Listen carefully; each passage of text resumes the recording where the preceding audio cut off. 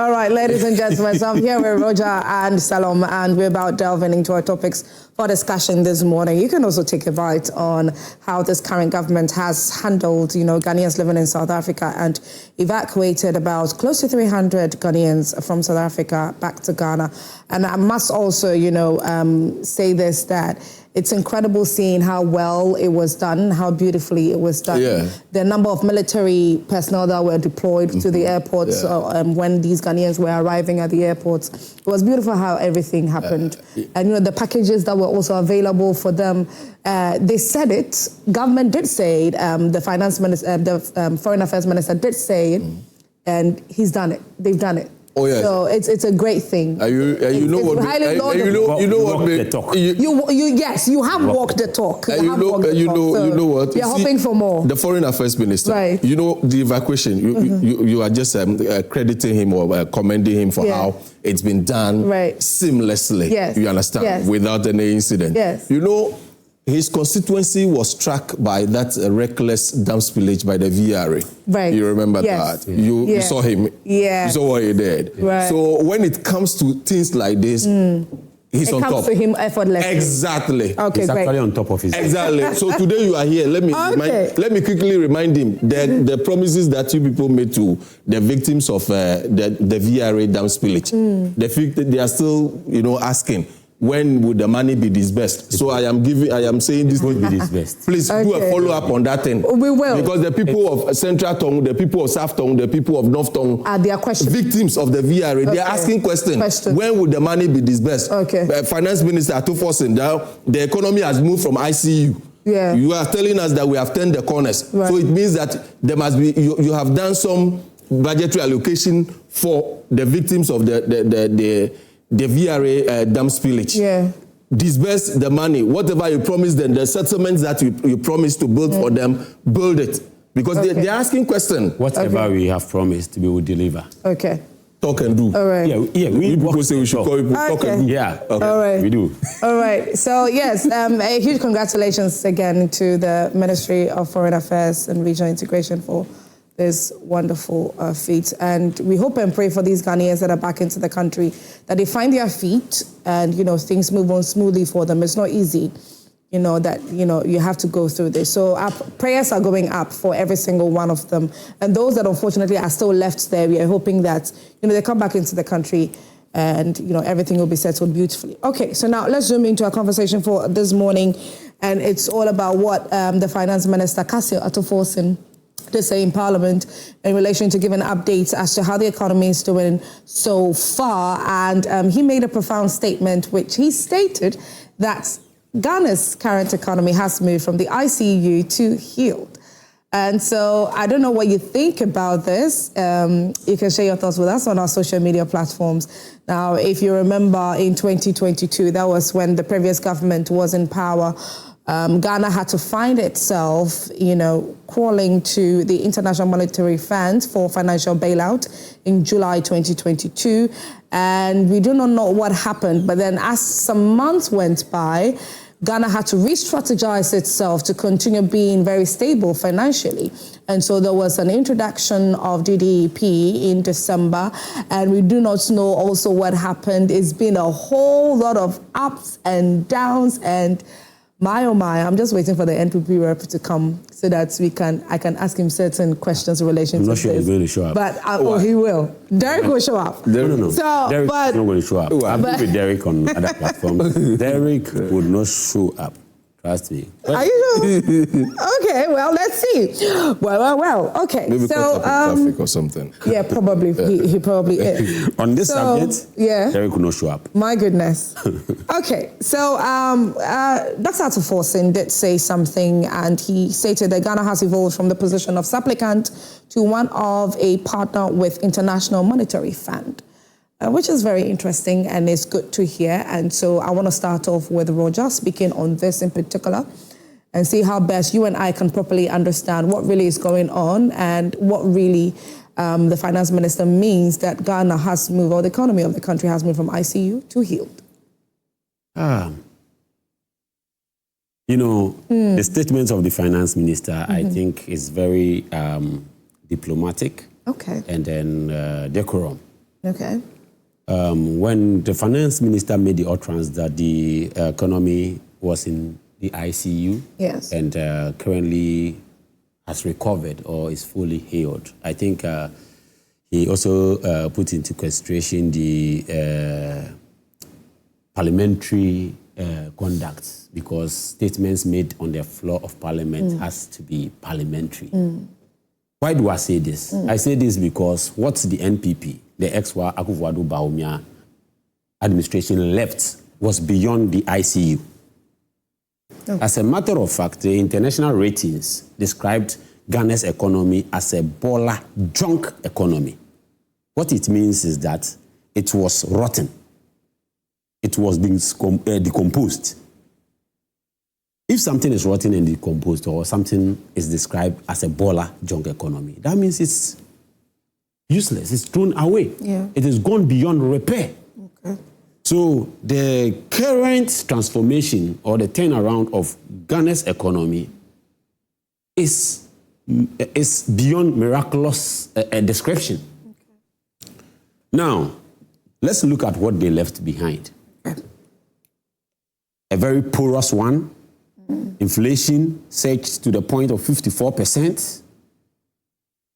The exchange rate, the price of fuel, other economic indicators were all in shambles. And as it stands now, look at the level at which the economy has transformed. A single-digit inflation, not just a single-digit, 3.6 for that matter. Look at the exchange rate currently, hovering around 11 cedis. Look at the lending rate. You see, when it comes to running the economy, it's not about the theoretic nature and then lining up individuals and describing them as the men. Okay. It's about putting in pragmatic steps, having proper fiscal discipline, having proper measures to control or to get the economy transformed, and that is what the NDC has done. Honorable Atufesin is an expert when it comes to finance. He has proven beyond human reasonable doubt that he is the man for the job. And with the current engagement with the IMF itself stated and emphasized to foreign investors that it is prudent to invest in Ghana, which is a clear indication that the economy has transformed. Okay. Look at the FIT ratings. Apparently, it's B+, a very positive outlook. And this is not just an achievement, but it's a transformation that has necessitated a precondition to take off as a country. So as we move forward, we are supposed to expect very massive transformation, good things. You know, the finance minister is really working 24/7. And as it stands now, I am positive that the country is going to really take on that kind of developmental looks. Okay. Look at the projects that are going on. Look at the way we are able to hold prices, even with shocks coming in. Apparently, the Middle East tension is still there. But look at the prices of fuel. If the NPP, if Derrick was here, he will be throwing tantrums. But then at the end of the day, we have the work. Ghanaians are giving their verdicts. And when you go out there, it is clear that Atto is really forcing.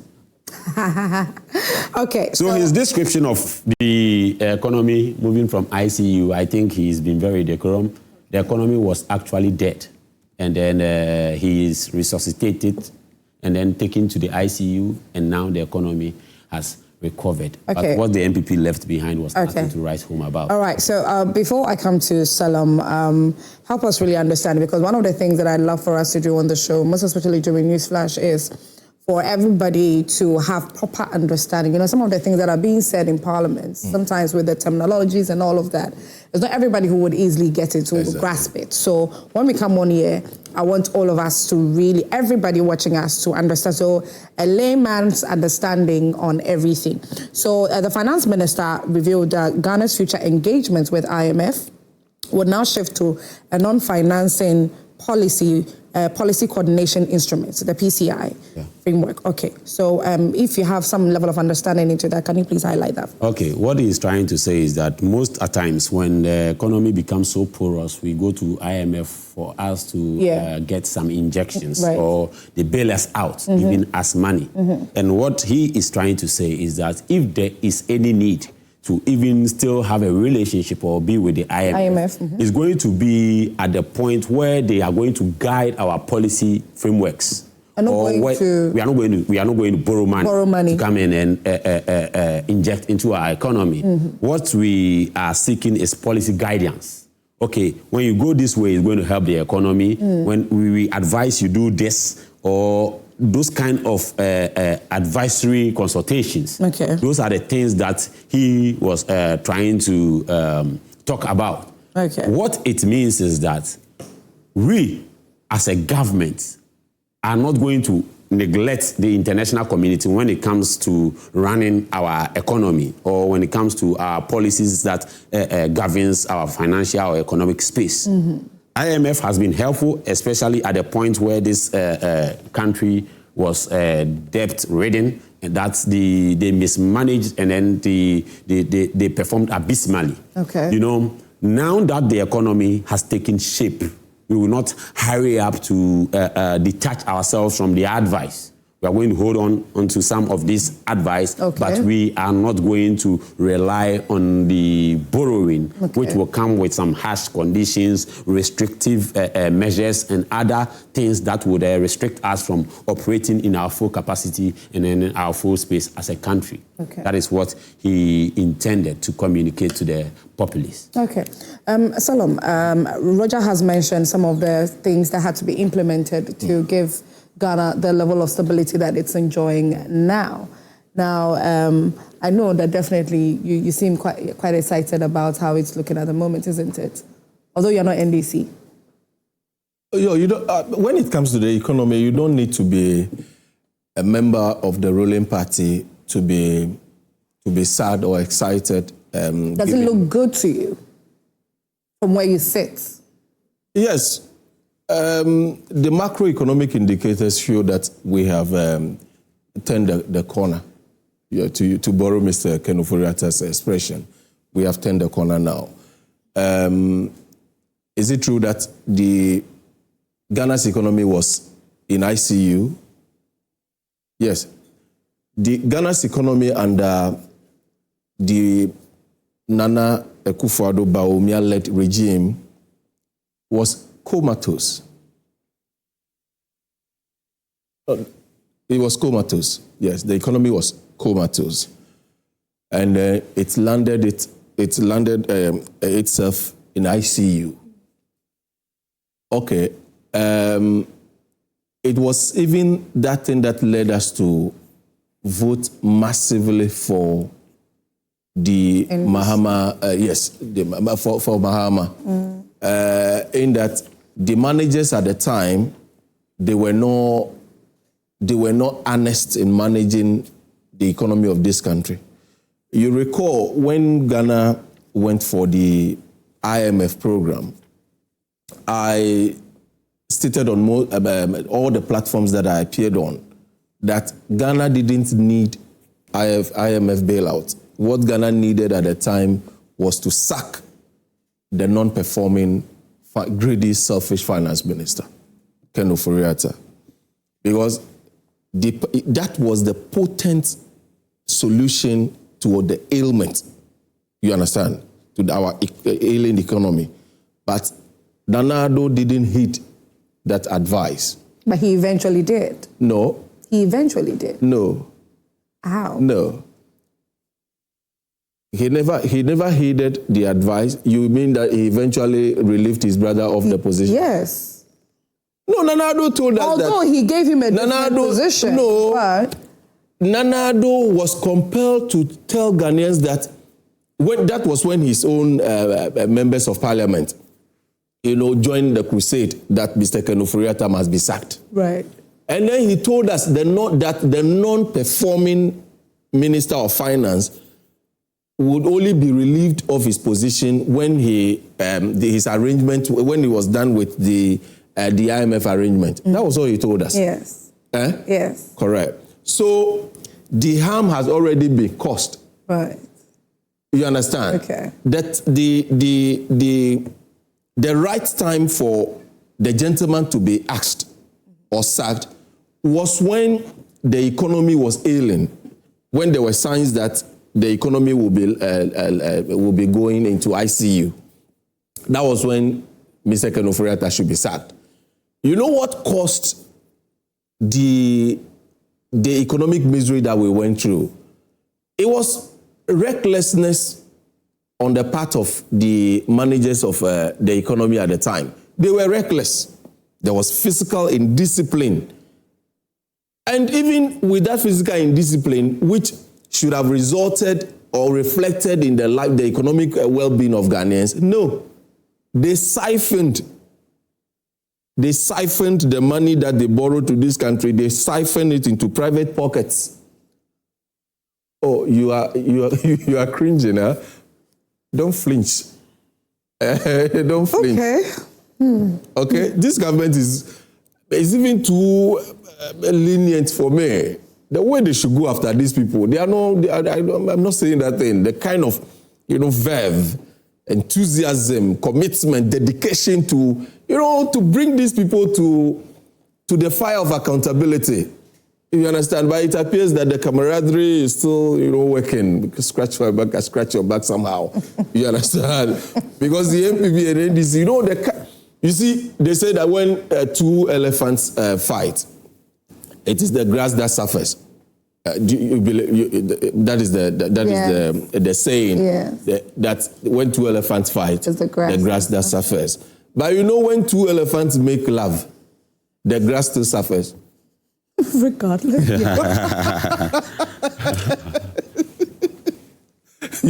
When two elephants make love, the grass there suffers. Right. You understand? Okay. So if NPP and NDC are making love, Ghanaians will suffer.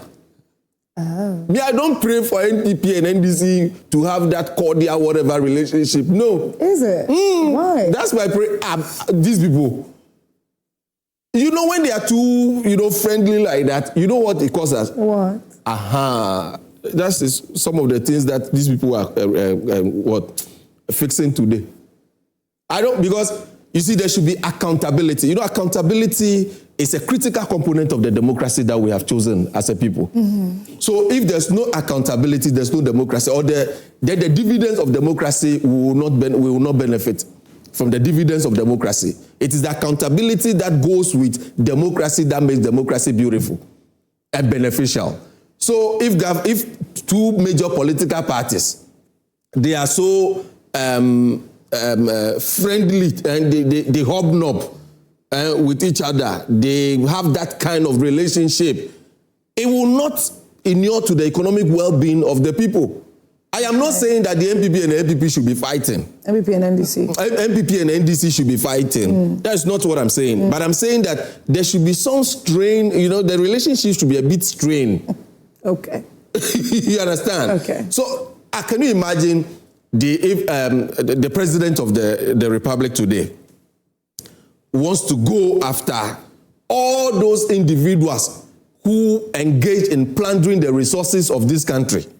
And the president has that cordial relationship with members of that administration. Don't you think the president will feel manacled in pursuing them? Okay. Naturally, the president will feel manacled. Okay. That is why I always pray for a strained relationship between them.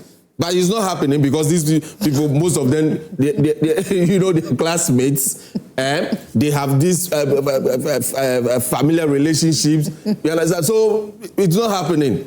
It's not going to happen because the chief of staff told us. The chief of staff told Ghanaians that politics shouldn't divide us. We are not saying that politics should divide us. We are saying that politics should make people responsible. So if a group of people had the opportunity to steer the affairs of this country, and they plundered the resources of this country, that group of people should be held to the fire of accountability. Today, I am saying to you and the viewers that Ghana's economy, before the 2024 election was comatose. Okay, it was severely maligned. Okay. You understand? Okay. Okay, so Ghanaians thought that or believed that the potent panacea inside was to kick out the NPP. And we voted them out. Now, we have somebody in the helm now. Okay, that is the finance minister. The finance minister, what is happening now is that he's pragmatic, he's intelligent, he's diligent, okay, and honest. Not as reckless and crafty like his predecessor. His predecessor was a greedy, selfish person. Okay. You understand? That is why today his own beautiful country, Ghana, he is afraid to come to his own beautiful Ghana. Why? Because of the harm, the irreparable harm that it caused this country and the economy. You know, his reckless, irresponsible decisions caused some people to be in their graves today. Some people in their graves. You understand? Some people are in their grave today thanks to the recklessness and the greedy nature in how he handled the economy of this country. You understand? So, but you see, all these macroeconomic indicators, I always say that we live on kenke and fish. Akple and fetri dechi. Fufu and correct. That's what we live on. Not macroeconomic indicators. These are just metrics showing the direction, the economy or the stage in which the economy is. Okay. No honest Ghanaian would dispute the fact that the NDC or the Mahama administration inherited a moribund, defunct economy. No honest Ghanaian would dispute this. The fact is that His Excellency John Dramani Mahama took on a severely maligned economy that was struggling for survival in the ICU. Okay? Today, they have turned the corners. Okay. My only prayer is that the kind of discipline, the discipline that they have exhibited so far, they should continue with it. They shouldn't become complacent. Okay. You understand? They shouldn't be complacent, because when you become complacent, things may go haywire or astray again. Okay. You understand? Then we will go the path of Mr. Xenophobic. You understand? Nobody no. Is it true that inflation had gone haywire under Mr. Xenophobic or by Akufo-Addo led regime? Is it true? Is it true? Is it true? Is it true? It's true. Is it true? Is it true? Oh, no, I'm asking you because you are the referee. Yeah. Because by answering this question will not mean that it will not make you an impartial. Oh no. It will not make you a partial referee. Not at all. You will still have that impartial. You started off admitting to it. So you just agree that it's a rhetorical question I'm asking. Yeah. That it is true that indeed inflation had gone haywire. Okay. We were actually experiencing under Nana Addo then Akufo-Addo at some point hyperinflation. Okay. Today you go. I wouldn't want you, giving away so much in your submission. So please hold some of the thoughts for me. All right. So we can have. Welcome, yes, Derrick. Exactly. Derrick. Thankfully, Derrick Agyekum is here. He's a member. He's a member of the New Patriotic Party's communication team. Good morning, Derrick. Good morning, Esiedu. We've been waiting on you. Yes. I live a bit far away. Okay. The last time Siko official posted on his Twitter handle on the Pantine roads. Right. And they started the work, but we are not seeing any progress. And so in seasons like this, there's a hefty traffic on the road. Right. This is so bad, so bad. Okay. But I'll do better with time. Thank you very much. But you're still here, so we are grateful for being here. And so we are talking about, Ghana's economy moving from ICU to wellness or to being healed. And I know that definitely from your outfit, you have something to say in relation to that. But my first question that I'm going to ask you, Dramani was asking me the question of, during your regime, was the economy defunct or not? It depends on how he may want to define a defunct economy. And based on that premise, I may have to answer based on that premise. But it is trite that we had some rating agencies, as it were, labeling our economy that we were managing in that manner. But as I said, we all will appreciate the fact that prior to 2020, prior to 2021, 2022, the Nana Addo Akufo-Addo, Dr. Alhaji Mahmoud Bawumia-led presidency did so well with managing our economy. Okay. From 2017, 2018, 2019, we held on to a single-digit inflation. We had our buffers. We had everything that needed to run the country. We had that. But unfortunately, we were hit by what they don't want to hear. But today, Russia and Ukraine war. COVID-19, all these things, they don't want us to talk about them. It is, but it's still ongoing. It is trite that these things happened and affected our economy. Okay. But Esidua, the question that I ask myself all the time is that, you see, Dramani said that the economy that was managed by the NPP government was in ICU. And now, the economy that the NDC is managing is a healed economy, and then it's an economy that is fit for purpose. It's an economy that is able to, as it were, indicate that the finance minister is doing some good work or the NDC is doing some good work. But Ghana's economy that was in ICU was paying cocoa farmers. Never in our history of our governance did we experience that, regardless of the fact that you had reduced the prices, you are still unable to pay them.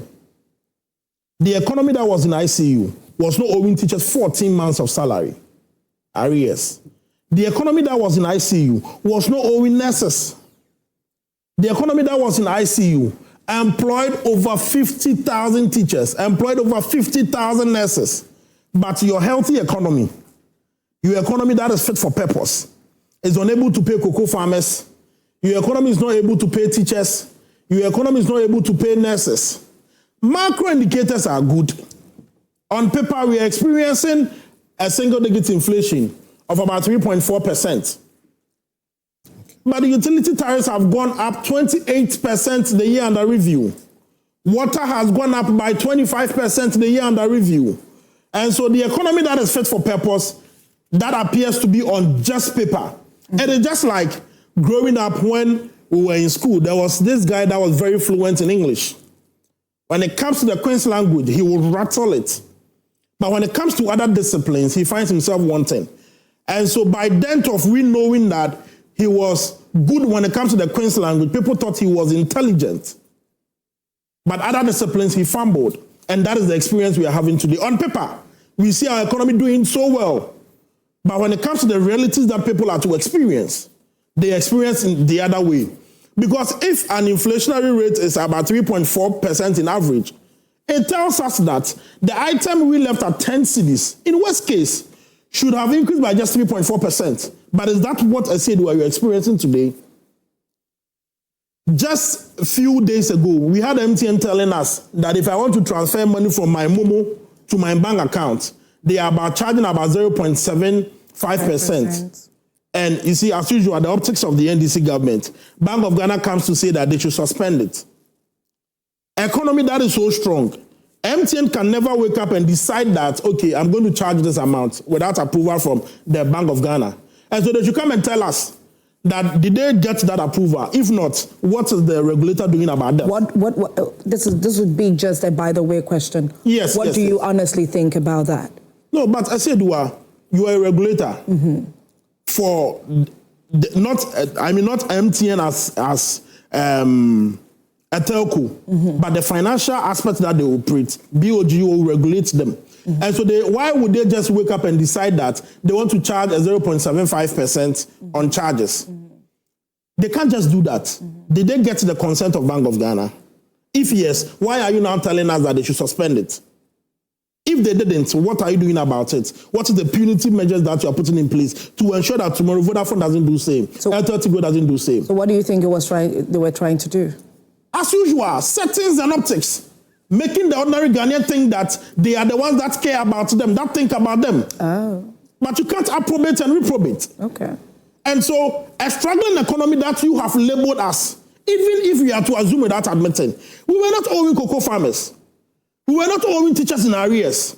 We were not owing students in arrears. I said it on your sister station the last time that when I went to visit my kid brother in senior high school, the school was asked to soliciting for support to be able to cater for the students on free SHS program. A struggling economy didn't experience same, but the healthy economy, an economy that has left the ICU, that is trumpeting that we are strong, running a 100-meter race, it is struggling to pay cocoa farmers. The economy is struggling to pay teachers. Your economy is struggling to pay nurses. You are struggling to afford free SHS. And so where lies the essence of an economy doing good on paper, but when it comes to the realities that the people are to experience, they are not experiencing it. And so where lies the strength of that economy that we are propagating, that the economy is doing so well? I mean, Dramani, as usual, he will give us a new adjective almost every time.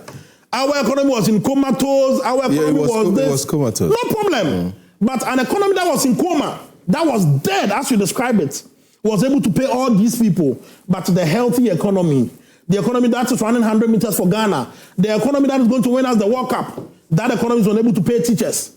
The economy is not able to pay nurses. The economy has increased in electricity to 28%, record high. The economy is increasing water to about 25%. And you think that economy is a healthy economy. On paper, you are doing well. Just as I said, you are fluent in English, but when it comes to other disciplines of life, you lack that area. And that is the reality of the economy. On paper, they appear so good. They are very fluent in English on paper. But when it comes to the other disciplines of life, they are failing at that. They are lacking at that. And that is the real experience that you experience. Today, you are paid a salary and then the next moment you can't find it. And they say, well, you and I are witnesses to these things. Your videographers and your cameramen here, you see how they are smiling. They are witnesses to these things. Because Constitution pays them today and by Thursday the money is done. They pay them today and by Thursday the money is done. And you think that is a strong economy?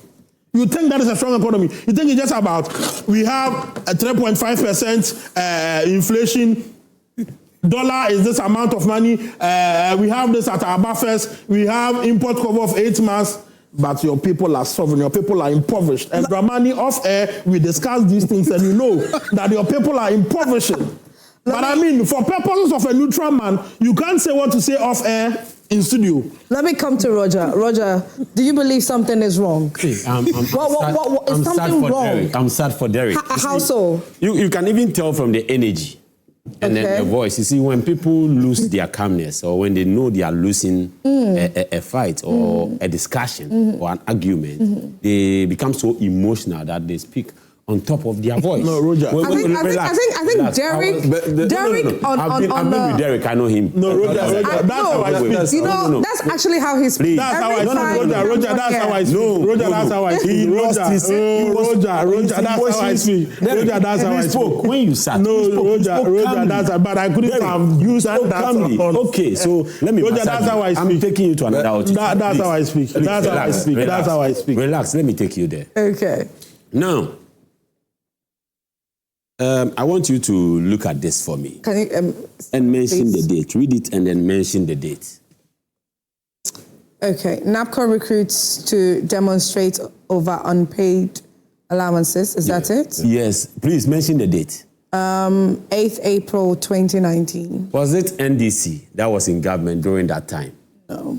You come and sit here and then you speak and rattle and lambast. Relax. I thought you were projecting. Teachers are demonstrating, but we've not paid them for 40 months. I'm going to give you the teachers once too, and then Derrick, when you were speaking, let's be reminded. Yes. Okay, you see the problem of NPP. They don't have the calmness to receive the blows you give them when you are dealing with their issues. So, my brother, Please. I'm calm. Good. Thank you there. Please, if you can give him a cup of coffee, that will help. I think we'll gladly do that. But Roger, before you continue with the submission, can I ask you something? Yeah, sure. I want to ask you something. I'll give you the opportunity to continue with what you wanted to say. Now, when Derrick came in, he started off, by stating when they came in, when they came to power, what they inherited, and also some of the measures, some of the things that they had to look at to take certain decisions. Some of the things that we didn't plan for. It didn't have anything to do with us. It was no fault of ours. He gave an example that some of the things that you don't like to hear, Russia-Ukraine war, COVID-19, and all of that. So my question is, if the NDC was in power at that time, looking at what was happening then, I mean, now, yes, from your outfit, you're doing good and everything. What really should have been the ultimate solution for what was going on at that time, instead of running to IMF for financial bailout? Asedua, the reality of the issue is that before we left power, we left a resilient economy. According to the international ratings, it was a B economy. Okay. Inflation was around 15%, exchange rate 3.8. This is an established fact. That is false. Please. Derrick, you will have your time, okay? Let me give you a pen and paper. You can write when you have. This is my own thing. I can give you the chance to. You write. When we are done, I can have my we left a B economy. Okay. As I said, exchange rate 3.8. Inflation was 15%. During that time, before the election, 2016. Bawumia, in his lecture series at Central University, said there is no way exogenous factors could affect an economy. And he made an emphasis stating that how can, what do we call it, exogenous factors skip Burkina, Cote d'Ivoire, Togo, and affect Ghana. We didn't bring that kind of politics into the system. Okay. Aside that, it was Bawumia that brought this exchange rate brouhaha into Ghana's political scene or political activities. Now we left you a resilient economy. After a month, COVID came in and then you blamed COVID. Fair enough. Even President John Dramani Mahama addressed the international community and then admonished that COVID had an impact on the economy. We will not dispute that. Let's not forget the amount of money that came in as a result of the pandemic. Aside that, your own record, Auditor General report, stated that revenues accumulation doubled and tripled. So you don't have an excuse. Are you getting it? Now, the issue is we are still having the Russia-Ukraine war ongoing. Has it stopped? No, it has not stopped. The issue is, apparently, we have a tension at the Middle East. Israel and, is it Iran? Yes. Israel, Iran, America. And USA. And America. Yeah. That tension is still ongoing. I have a statement or a slogan I work with. Perfect excuses makers are successful failures. Okay. And the NPP is a mastermind when it comes to giving excuses to make their way through. And they have failed woefully. Their failure was a successful one. And then I didn't expect him to come and speak the truth to the populace. Okay. Because they are craftsmen of liars. Why do I say this? You inherited a very good economy, and then you spoiled the economy, and you want to paint an image as though we were just criticizing the economy without grounds. Let me assume the cedi dollar rate was around 4 cedis. Let me just assume, to please him. What was the rate when they were leaving power? It went as high as 19, 20 in the black market. But now you're using black market. Oh, please. I told you that they don't have patience. No, but I told you, Derrick, don't worry, you have can never sit down quietly for you to give him a massage. Would there be a happy ending? I'll surely give you a happy ending. Okay, Roger, please continue. You know, so the issue is looking at all these indicators and where you left the economy. Is this something to write home about? No. Okay. Even Bawumia himself was not proud of the economy. He left. At a point in time, he admitted, and they don't even know, as at now, why they lost the election. Because they have some mixed feeling. Sometimes attributing their loss to some of the executives, sometimes blaming it on their performance and stuff. So they don't really know what went wrong with them. But when it comes to issues about the economy, let me tell you, as it stands now, investors are confident. They are not losing their capital. A typical example is their own guru, Kennedy Japan. Okay. And he said, and it's on tape, it's on record, that when they were performing abysmally, he had over 200 million Ghana cedis in an account that was an equivalent of $40 million at the time.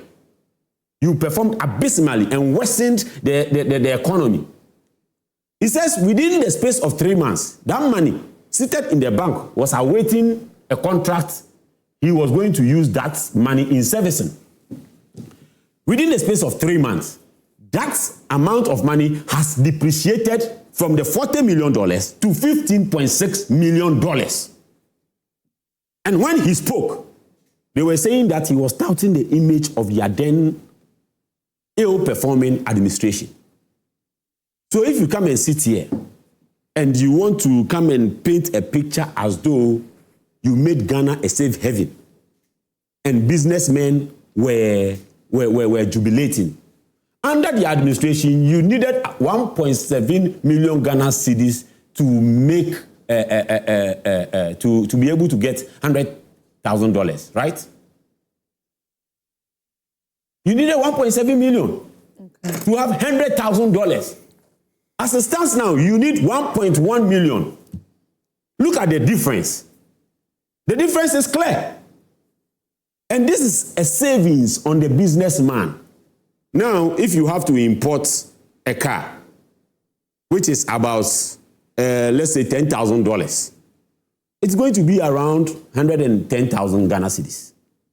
And that the administration, that is 170,000, 190,000. Look at the savings on your pocket. This economy has worked well, and it has actually trickled down to the life of the citizens. Why do I say this? The oil that was sold 1,400 under our administration, you see the buffalo you've been buying in the traffic.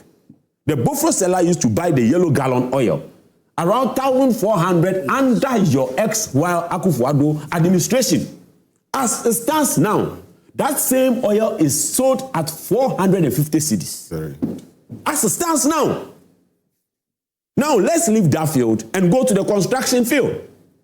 The iron rod that the contractor or the builder or the market woman is building just a one room to put or lay his head. When he goes to the market to buy iron rod under the ex-while Akufo-Addo Bawumia administration, the iron rod was sold for 9,700 cedis per ton. As it stands now, it is 6,500. Is that not savings in the pocket of the average Ghanaian? Is that not savings? You brought in the gold for oil, but yet still fuel prices were running as though it has been given jet wings.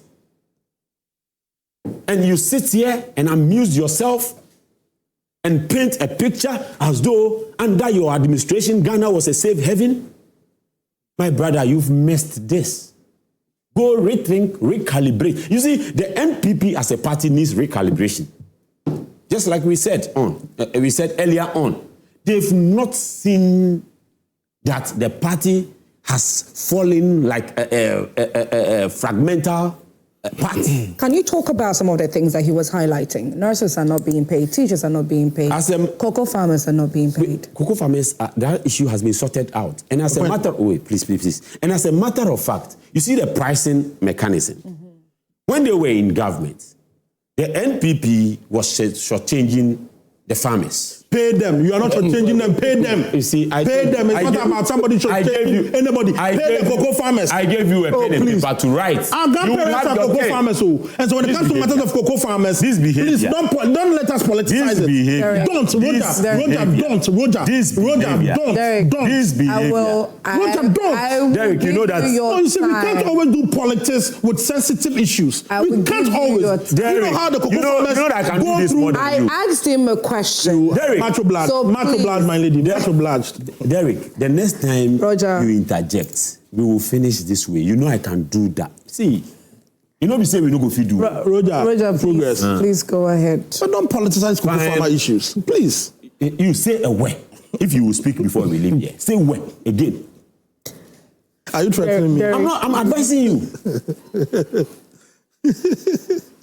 So, what I'm trying to say is that they were just changing the average. They are still politicizing it. Okay. Derrick, I will put off the camera and I will take you on to Buku. Let me come back to my point. You are not going to make me lose my thought. Forget it. Okay. Now, the NPP government was changing the cocoa farmer, the average cocoa farmer. Why do I say this? As at the time, prices of the cocoa beans at the international markets was having value. They were paying only about 30% of the money to the average cocoa farmer. And we, the NDC, said that we are going to divide the price at the international market by 3 and give the cocoa farmer 2. As it stands now, price has dropped on the international market. And being honest with ourselves as a country and looking at the way we want to transform and reset this country, we communicated to the cocoa farmers and said to them, this is the price at the international market. As a matter of fact, as it stands, what we are paying you is more than 2/3 of it.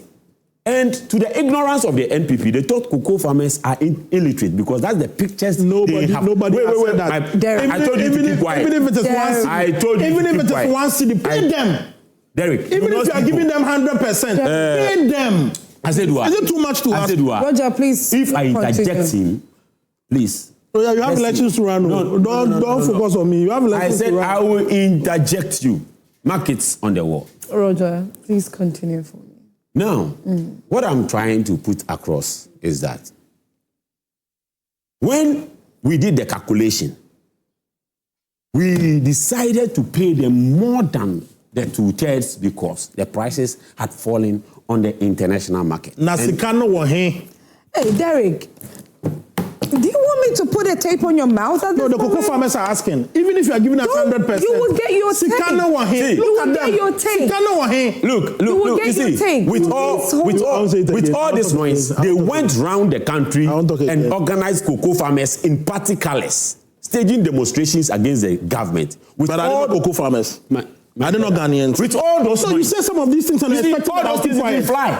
With all those noise. It didn't fly, you're talking about it here. No. It didn't fly yet, you're talking about it. It's because you mentioned it under the discussion. And I'm dealing with you. Allow me to deal with you, my brother. I asked the question because we have to understand whether indeed, looking at how the economy is looking per what we are being told, per what we are seeing on the markets and all of that, why is it that, you have stated that cocoa farmers are not being paid? Why are teachers not being paid? They should talk about the debt they left in the cocoa sector. So, Roger, please.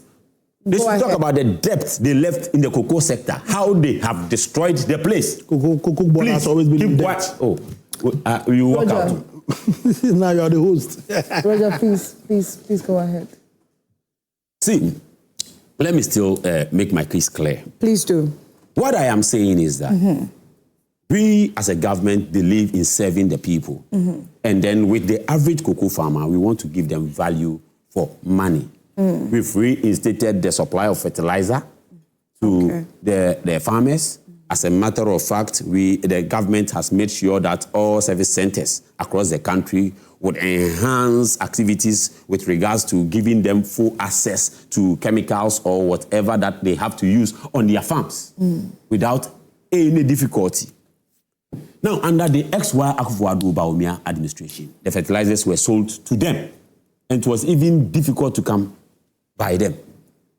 We are saying that we are going to give them what's due them. When the prices goes up, it's going to be reviewed and adjusted upward. When the prices go down, we are going to communicate and then we're going to pay them a fair price, what it's due them. Okay. But as it stands now, we are giving them more than the percentage or the amount we had even preached. We didn't mention an amount. We said we are going to pay 2/3. And what is, as it stands now, we are paying more than 90% of the price on the international market. And he would attest to that fact. If he is a man enough, bold enough, honest enough with himself, he should use a calculator, check the international price, and do the computations and see if we've shortchanged the cocoa farmer. We have not. The NPP organized a Hunt Talent series just to defame the government. But it went round, turned around, and rather made the people get to realize the actual reality on the ground. Okay. Now, that is with respect to the cocoa farmers. With nurses, they recruited people and had not even properly enrolled them on the portal or the payment schemes. So you can't come and sit here and say that after leaving behind a shoddy job done, where people were not properly verified, you didn't even pay for months, close to a year, and come and say, sit here and lambast and make a noise as if you were paying them, and when we came, we ceased paying them. Teachers, you were owing them arrest before you left government. Please, NPP, please, I think it is high time you guys go back, go and then ponder and then recalibrate your minds and come again, because Ghanaians know your nature. Ghanaians are well informed. Just like I was saying, you see, they assume that people are not educated. But with the advent of technology, people are daily researching, reading from Google, listening to TikTok. They research now. So people are educated. We have moved from the era of dark slumber, where people do not know anything. Society is awakened. So the NPP needs to realign, re-strategize, and come again. If not, your broken, fractured party would collapse. Okay, I'll come back to you. So we take our final takes on this matter. Selorm, because we have to, talk about our second topic as well. I thought you give me 1 minute. No. I'm going to come to you. Derrick, relax. Derrick, simmer down. Yes. Derrick, simmer down. Derrick, because you got here late, so you didn't actually catch my. Today you spoke some for us. Say it again. Today you spoke some for us. Today I did what? Did you speak for us? No, I said you didn't get here early, so you actually lost my earlier submission. Yeah. You only monitored it. I think those when I used those glorious adjectives to describe the reality today. To describe the reality, because I spoke in superlative terms in the performance of this administration when it comes to the economy. What I wrapped up my earlier submission by saying that we don't live on macroeconomic indicators. That's that right. We live on good soup, good abitadi and fetridechi. Yes, that is what we live on. So I said that to draw government's attention to the fact that there's always a yawning chasm between the economic realities of the people. Yawning chasm. Yeah, yawning chasm. You are the Westmate, so there's always a yawning chasm between the economic realities of the people and what the managers tell us. You understand? Okay, so on paper, the government has done spectacularly well. It's been a spectacular success on paper. But you see, what is happening is some segment of the economy, that thing is not translating there. But I believe that with time, it will translate. Today, you go to, say, Central Town constituency, where I come from. You know, when you want tasty, crispy, high-quality gari, that is the hub. The market there is Mafikumase Market. I understand now they will be building these 24-hour markets. So Why? You don't believe in a 24-hour economic thing. Okay, so the farmers there today, they are lamenting. Why? Gary is not selling.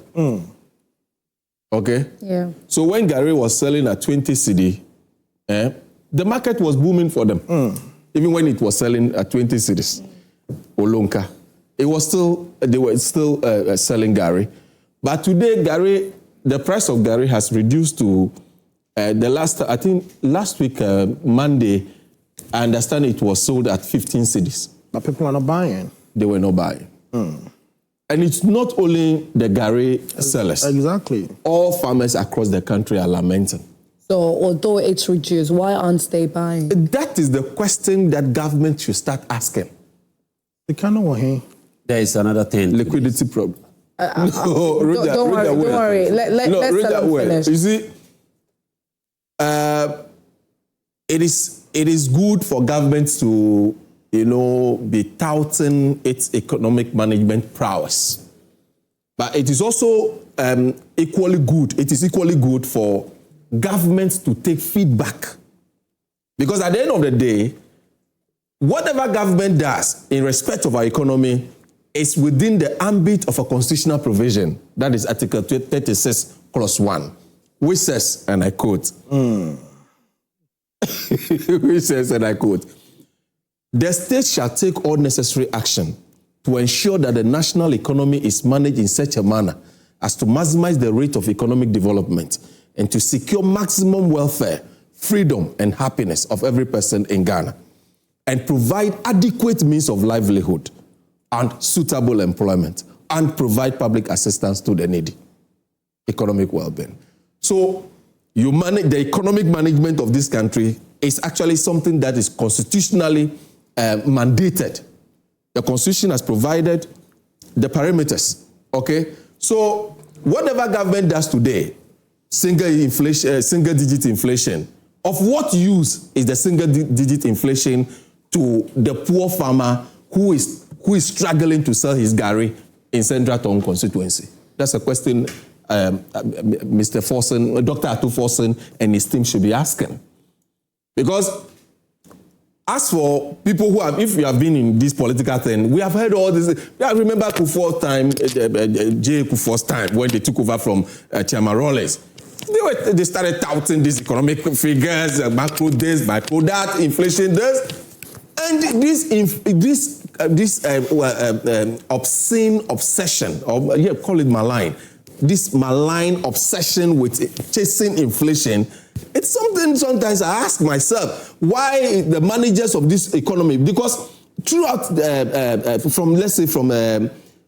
the inception of this republic, I'm yet to hear a finance minister clearly telling us that if inflation is within this remit or this range, it is optimal for our economy. No finance minister has been able to tell us that.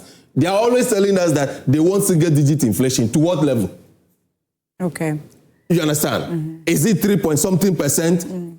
Is 3-point-something% of inflation the optimum for the nature of economy we have? The managers of this economy should be telling us this. Okay.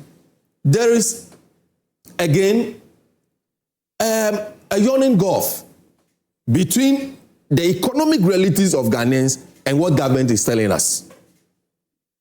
Because all the things that Derrick has mentioned, areas of the government's inability to recruit like some number of teachers because of fiscal constraints. If a teacher, what is it called now? A College of Education graduates who has been home for 3-4 years. Look, I have a friend who graduated from Legon 4 years ago. She called me about 2 days ago. You could look the frustration in her voice. So we couldn't even end our conversation. This is a young lady who has been trying to just get recruited and enlisted into this security service. But it's been an uphill task for her. And now the recruitment crowd, they have even outsourced it to private institutions doing it now. Wow. Yes. You know, because I will still want to independently verify what she said. There's a particular security agency. You know how they did the advertisement in the graphic? They say a reputable company. It's enlisting people into or recruiting. They're recruiting people.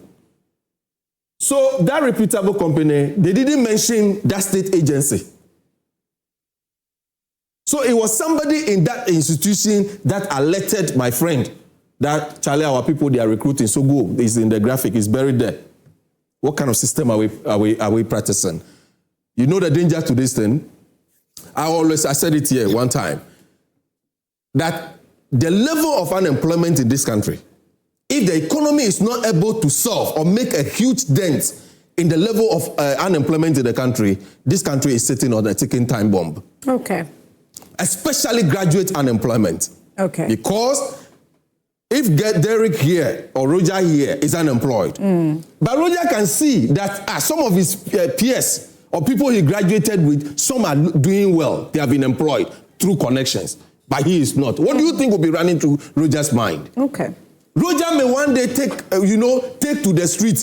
No, it's Derrick that will take to the street. Okay, all right, because he's in opposition. Look, you know what sparked the Arab Spring?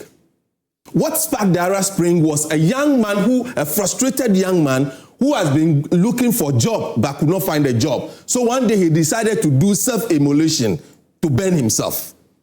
So he publicly set himself ablaze and he sparked the Arab Spring. The fury sparked among the youths. The managers of the economy should pay the attention or focus. They should pay a lesser focus on unemployment and the economic realities of the people. So if Derrick is mentioning all these things, what the beauty of this government is that this one is a listening one, but they call it settings. They call it settings because at their time they rejected all the feedback. But this government believes, what sustains administration or political administration is approval rating. So a government that is wary of approval rating listens to the cry of the people, takes feedback, constructive, honest feedback. And that is the difference between this administration and the elsewhere kleptocratic regime of Nana Akufo-Addo. Okay. So Derrick, Dramani. All right. It's good. You are doing your opposition work. I love this. Keep putting out these figures. Keep putting out the fact that the government, teachers have not been paid. But he just confronted you with this NAPCO thing. And you know at the time you brought the NAPCO thing. Even this. The NAPCO this thing. one. Caterers. And the school feeding program threatens over. This was July 6th, 2024. I was even going to ask Derrick the figures that he spewed out. That they recruited this number of people. They paid this amount of money to these people. Was it done in 2024? Because this government is not even 2 years old. No, this government is not 2 years old. So you mean all those figures that you mentioned that you recruited this number of jobs, it was within 2 years or within 17 months? Do I have the opportunity to speak to you? No, it's a rhetorical one because the answer definitely you'll be asking me. Okay, so I want to read some messages, then I can come to Derrick and by the time you come, I would have cooled down a bit. Yes, exactly. I like that. I really like that. Good one. Okay, so let's get into our messages on WhatsApp. Good morning to you. The repatriation of Ghanaian citizens from South Africa by the current administration represents a critical and timely intervention by prioritizing the safety of its nationals in the face of xenophobic hostility driven by localized tensions over economic competition and employment. The government has successfully fulfilled its fundamental duty of citizen protection. This is from Aaron Babakoko Komisa from Latibio Koshi. Thank you, Aaron, for this. Let's take the next one from Meshach Asante at Amasaman. He says, shame on to everyone that sees MTN transaction fee same as e-levy. How on earth can anybody think Momo transaction fee is the same as e-levy? I want to ask those people and the micro-minority MPs that, when did the government bring it to Parliament for approval, or when did MTN become the government's property? You see, people cannot read and understand simple things because of mere politics and propaganda. Shame on these people. Okay. Next one is from Eko Disoso, aka Okoto Rasta from Bojease. Good morning. He says, I disagree with Finance Minister that our economy has moved from ICU. As a farmer, I spend 30,000 Ghana cedi per acre of pineapple farm, sell the whole farm at 18,000 Ghana cedis. Tell Finance Minister to visit farmers and farms for their takes on the real economy. Farmers are dying slowly. Politics is cheaper in Ghana. Okay. Next one. No one will use his left finger to point at their village. The Finance Minister should continue deceiving himself. The Ghana's economy is from ICU to fully recovered. This is a big lie. The economy is rather from ICU to the grave. When we exit the IMF soon, they will see their smoothness level. Just give time some time. As for Selorm, I think you should stop addressing him or bringing him to the show as independent person. He's a pure NDC man. How can you describe the former finance minister as reckless, selfish, and wicked? This is a pure personality attack. You shouldn't allow him go on that tangent. Happy birthday to you, my golden girl. God bless you so much. Master Planner. Okay, Master Planner, thank you. Thank you so much. Next one. Good morning, Joy Prime. Please, Dr. Atto Forson should give us evidence of economic turnaround, not to what he's written on paper. Ghana's economy is worse. Please stop lying to us. Citizens are struggling, and this ruling government keeps mocking us. Ike from Koforidua. Good morning, Esiedua. I honestly cringe watching Selorm speak with the NDC callous, as if he's expressing his views independently. He needs to get his facts right on what's going on the ground when the high cost of living and lack of cash in the pockets of Ghanaians. Again, it's not about the praise singing on the Foreign Affairs Minister as if he has done something extraordinary. In reality, Ghanaians are discerning enough, and no amount of deception from Selorm can change the current excruciating hardship they're going through. Truth be told, the government is struggling to pay teachers, nurses, cocoa farmers, and contractors, etc. In conclusion, where lies a well-managed economy when the finance minister in 2025 borrowed to pay salaries of public sector workers? It's just settings and nothing else. Good morning, Madam Host. Please let Selorm know that under the NPP, with poor performance of the economy, cocoa farmers were paid at the right time. Nurses and teachers were paid every month. Ideal milk was 7 Ghana cedis. Goods were cheaper than now. Good management of the economy. Which one will Ghanaians take this time? We have sold our color TV to buy black and white. Nana Wusu from Goss. Good morning. On the economy, Ghanaians are by far okay under this government than under previous very corrupt, reckless NPP government, which Kwadwo Agyekum was a minister and saw as paying e-levy on our Momo, purchasing dollars at a high cost, purchasing fuels at a high cost, purchasing a bag of rice and corn above 1,000 Ghana cedis. But Kwadwo Agyekum saw us going through all those hardships and was mute as if he was not in the country. Today we are purchasing the same bag of rice and corn at less than 1,000 cedis, which we eat every day. So if Kwadwo Agyekum is enjoying all this with his family and had the nerve to talk down on this government, then Almighty God deliver him from his deceitful way of life. Papa Bisu, Spintex Accra. Akonsi Gariba from Tamale says, good morning, Esiedua. Does the finance minister and NDC people live in Ghana? It is only dishonest people with self-denial who would agree that the current economy is better than President Mahama's regime. Ghanaians are paying the highest taxes and workers of Ghana are receiving the lowest salaries increments now than President Mahama's government. It's so sad to hear the finance minister telling Ghanaians that the economy is finally healed. God save Ghana.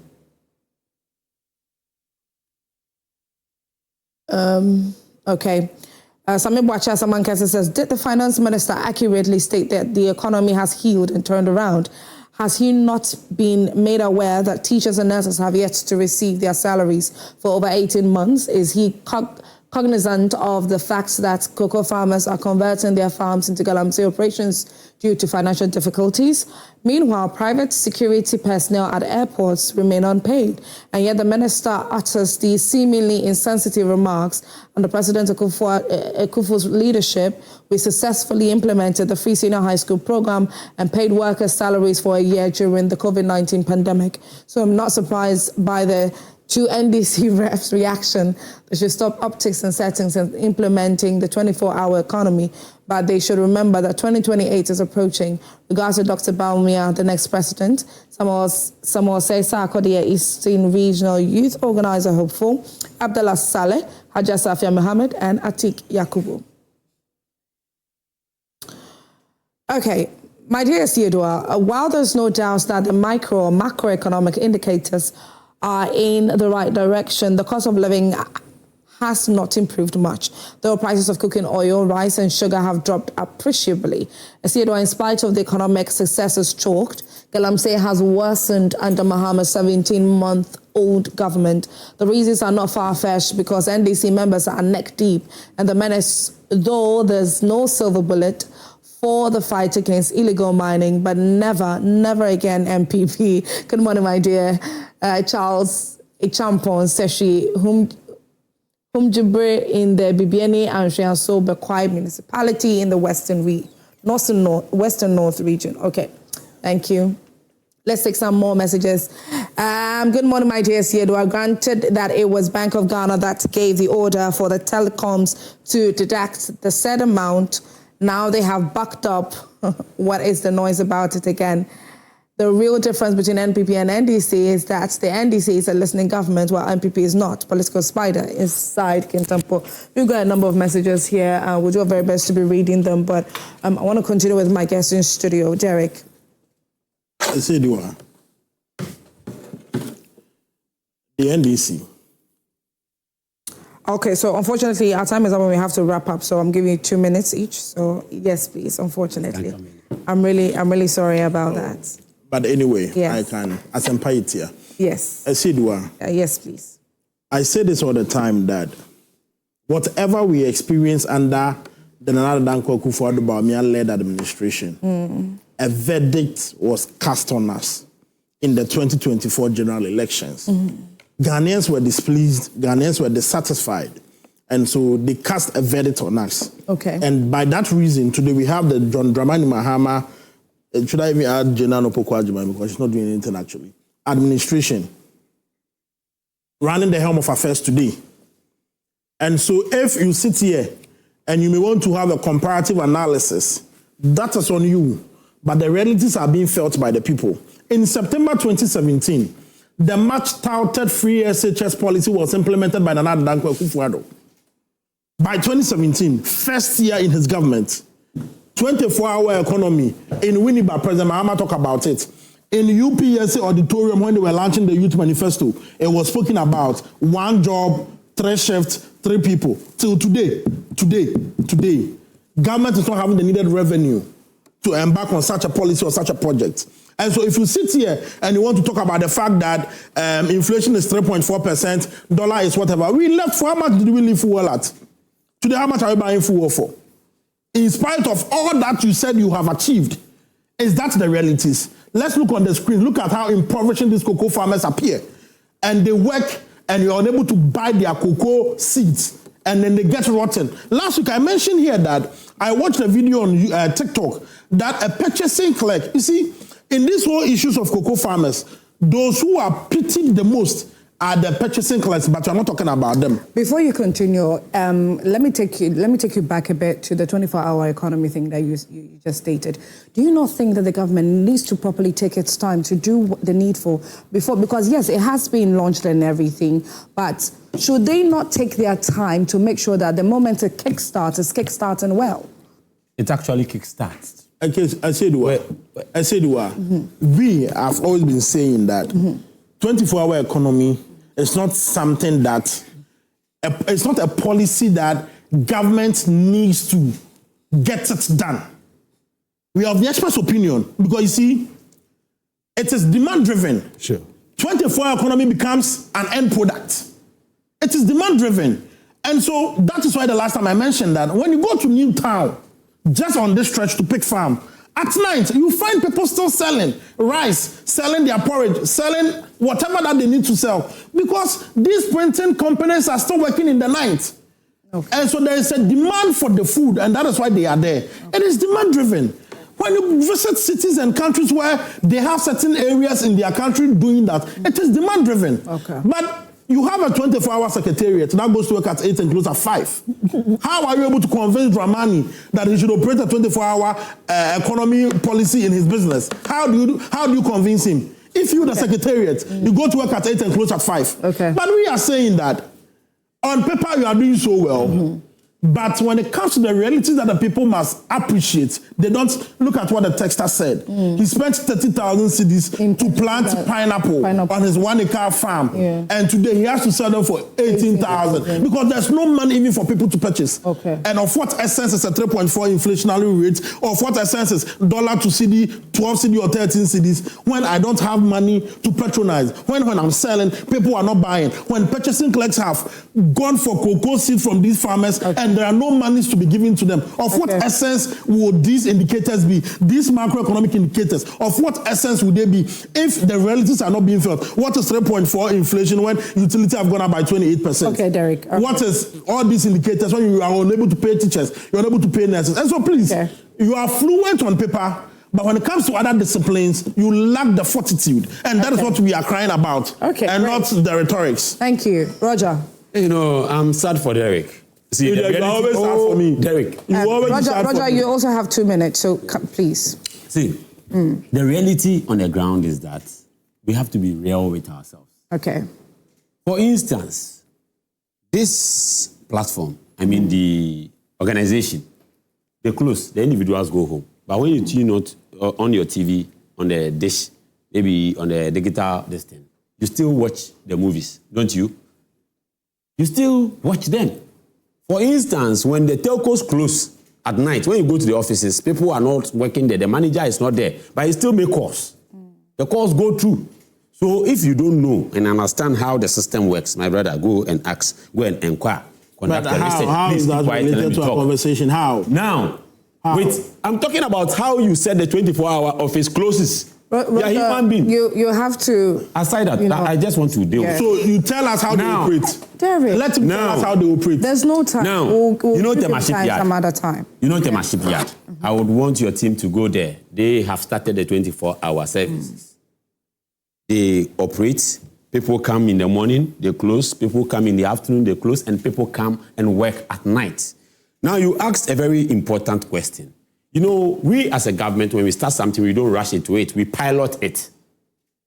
And some sectors or institutions have started operating the 24-hour. I don't know. How many people have been employed under the 24-hour economy? Derrick. How many people have been employed under the 24-hour economy? Please. These are simple questions that demand simple answers. You are an economist. Go to port. People have been recruited. How many under 24-hour Go to the port. How people many have been recruited. How many? As it stands now, the port has also started the 24-hour economy. I don't know if you've been there recently. Go there. The custom officials are there. The all other institutions or units that have to make sure that the system is running, they are working 24-hour. If you don't know, the custom division recruited a couple of months ago. You get it? So it's gradual. From where you kept the economy, the mess you created, what Akufo-Addo is trying to put out there is that now things have taken shape. This is a precondition to take off. That is why I earlier on said after 17 months. Now, please. After 17 you took the country for 8 years. After 17 and what did you leave behind? After 17 months. 8 solid years. After 17 months. What did you leave? 8 solid years. What did you leave? You left a baller junk economy. No and we are problem. talking about a government that you said you are healed. Barely 2 years old. A government that is barely 2 years old has restored the integrity and the dignity of Ghana's economy. A government that is barely 2 years old has resuscitated economy that was baller junk. Nasikano wahe. Please keep quiet and let me deal with you. Nasikano wahe. Sikano moria. Sikano moria. Monje 17 months. Monje skano. Enna kelen for ya taka control no.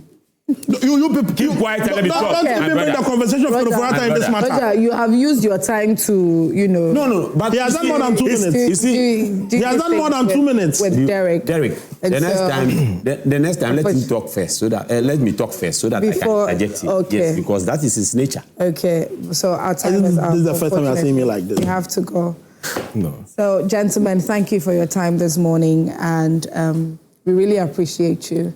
US, so thank I'll not take a bite on that. Okay, please. Oh, yeah. Just 1 minute. I'm sorry about that. Nearly told you. I'm sorry. Sorry about that. Yes, please go ahead. Thank you very much. The advantages of a neutral man. Yeah, Isidua, my plea to the government is that the spectacular success that they have chalked on in the macroeconomic sphere, they should endeavor to translate it into the economic realities of Ghanaians. Okay.